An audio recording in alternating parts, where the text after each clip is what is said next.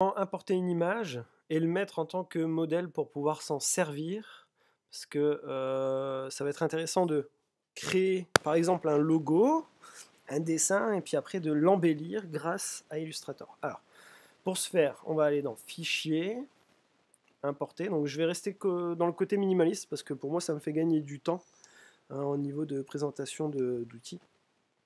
Et ici, j'ai donc c'est une affiche que j'ai vue, et en côté minimaliste, je me suis dit que ça pouvait être intéressant de reproduire en montrant une technique surtout. Donc ici, voilà, j'ai importé mon image, donc je peux la déplacer, faire ce que j'ai besoin. Et du coup, je me suis trompé, j'aurais dû la mettre en tant que modèle. Alors, normalement, si je dis pas de bêtises, je peux double-cliquer, on peut voir ici que ça verrouille, donc c'est pas ça que j'ai besoin. Alors, ça va être ici.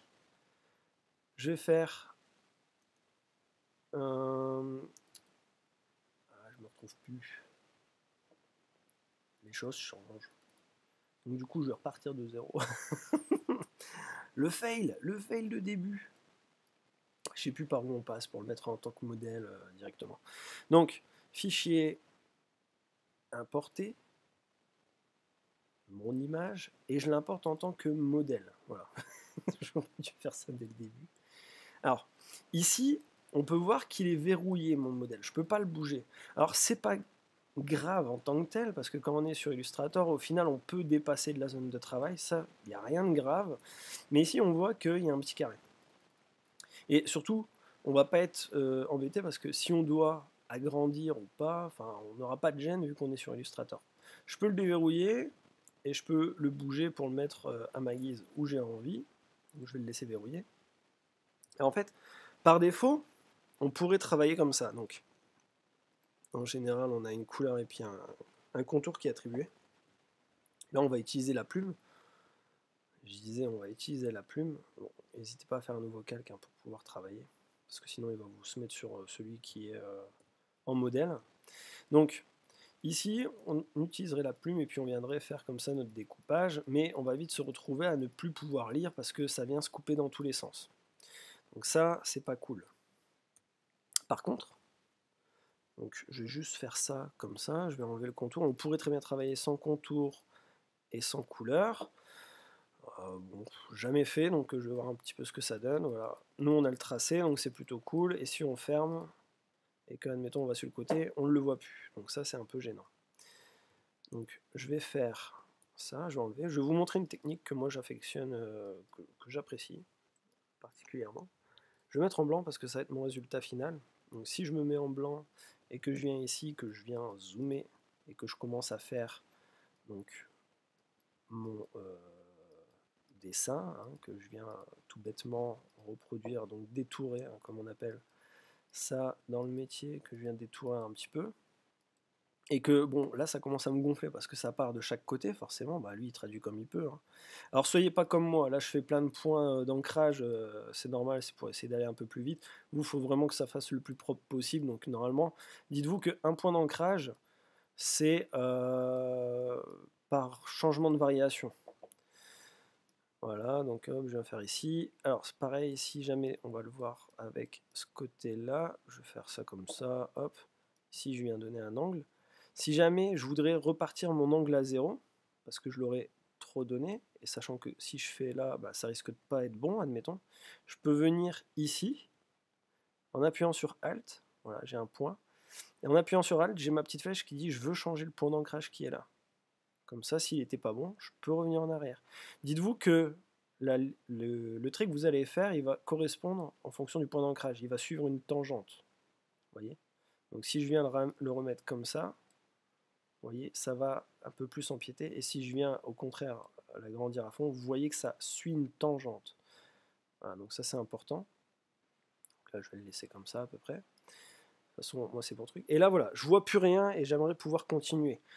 Alors, il y a le commande ou CTRL Y qui est en fait le mode de tracé. Le mode de tracé, c'est on ne voit plus le contour, on ne voit plus la couleur, on voit juste le trait qu'on est en train de faire. Et donc du coup, ça c'est hyper important, parce que ça va vous permettre d'avoir une vision claire et nette de ce que vous êtes en train de faire en tant que travail. Voilà, donc ça c'était vraiment l'outil que je voulais vous montrer. Donc commande ou CTRL Y, donc là par exemple je suive la courbe, hop, je viens suivre après la cape. Donc là c'est bien, je peux me permettre de faire un petit peu plus vague. Là je vais faire ça comme ça. Peut-être un petit peu trop brusque. Hop, on va suivre le petit pied.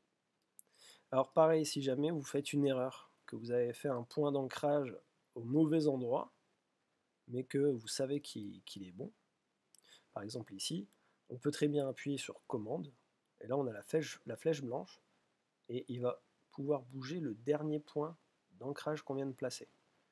Voilà, c'était juste pour dire. Hop, tac, et là je viens de perdre le fil. Tac, tac, hop, voilà, on est content, hop. Ici, ça revient là. Donc, je le fais rapide, hein, mais c'est pour le souci de la vidéo. Parce que bon, il ne faudrait pas non plus que ce soit trop long. Donc, comme je le disais, hein, vous, c'est de manière beaucoup plus pure que moi.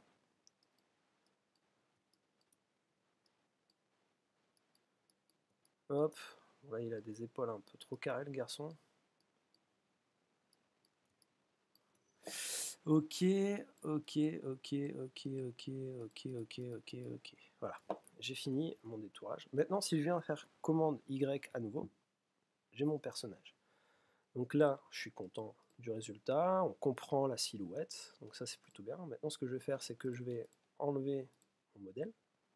Là, on se dit, ouh, mon Dieu, qu'est-ce qui se passe? Ben, c'est normal. Donc j'ai mon tracé ici.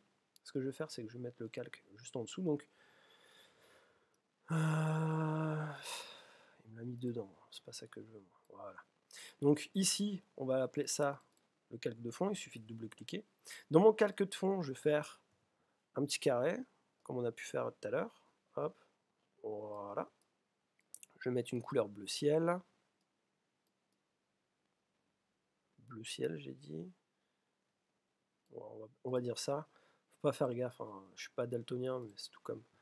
On va prendre notre Monsieur Superman, donc mon fond, hop, je vais le conserver comme ça, hein. Comme ça au moins je ne le déplace pas de manière volontaire. Maintenant je clique sur mon Superman et je vais le modifier. Alors faites attention, parce que là vous voyez, c'est plus Superman, c'est Gros Man. Et là c'est Naman. Donc voilà, il faut rester appuyé sur la touche Shift ou Maj, parce que regardez, ici il est Nain Grosso Man, et là j'appuie sur Alt, et du coup on retrouve l'homothétie. Donc il a conservé son ratio. Hop, je vais faire ça, tac. J'ai peut-être trop, comme d'habitude, agrandi. Hop, je diminue un peu. Et si je vais faire ça, je vais prendre ma plume encore une fois et je vais me mettre au niveau de mon tracé. Et là, je vais faire ça comme ça. Hop.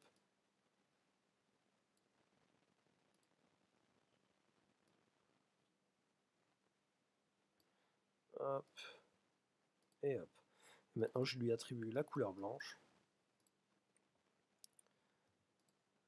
Voilà, on a l'effet un petit peu style Man of Steel. Donc ça, je l'ai fait en pas longtemps. Hein. Mais sachez que vous pouvez faire mieux, hein, toujours. Et donc là, je marquais Man of Steel. Donc c'était vraiment pour l'exemple parce que je trouvais l'idée vachement sympa et comme ça me permettait d'introduire le mode tracé. Parce que vous en aurez besoin du mode tracé. Donc là, Man of Steel, tac. Comme je l'ai dit, c'est intéressant d'avoir le côté lorem ipsum. Donc du coup, je vais m'en servir. Je vais tracer mon rectangle. Tout ça, ça va être du texte un petit peu explicatif. Je vais le mettre à si peteux. Bon, ouais. Je vais agrandir du coup l'écart. Non, c'est pas l'écart qu'il faut que j'agrandisse. Il faut que je les diminue d'ailleurs. Je vais le mettre centré. Et là, ce que je vais faire, c'est que je vais simplement faire CTRL-C, CTRL-V, petit espace, CTRL-V. Voilà. Comme ça, on a une idée de notre affiche. Voilà. Puis là, on a notre affiche minimaliste, Superman. Donc, surtout à retenir, CTRL ou commande Y, l'utilisation de la plume avec les points d'ancrage qu'on peut modifier avec Alt, enfin la courbe de Bézier qu'on peut modifier avec Alt, et puis le point d'ancrage qu'on peut modifier en restant appuyé sur CTRL ou commande dès qu'on l'a placé. Voilà.